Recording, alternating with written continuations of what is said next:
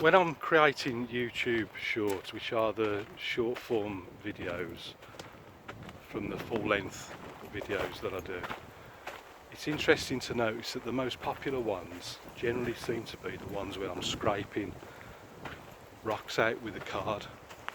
And I think it's important to acknowledge that when you're painting, remember your tools that you've got at your disposal, it's not just about brushes, and it's not just about putting paint on, it's also about taking paint off, because you can create some wonderful effects by removing paint.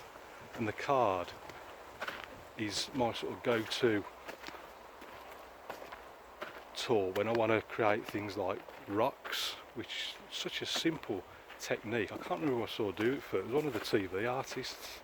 But it's not just rocks you can do. You can create, build the roofs.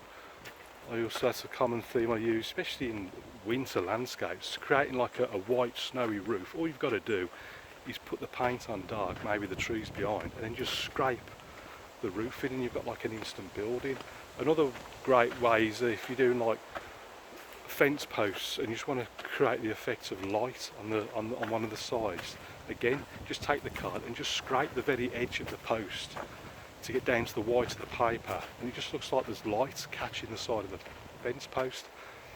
So that's just a card. There's loads of other tools out there to use. You need to experiment really and see what works for you and what sort of effects you're looking to create. But for me, the card is just as important a tool as any other brushes I've got in my disposal.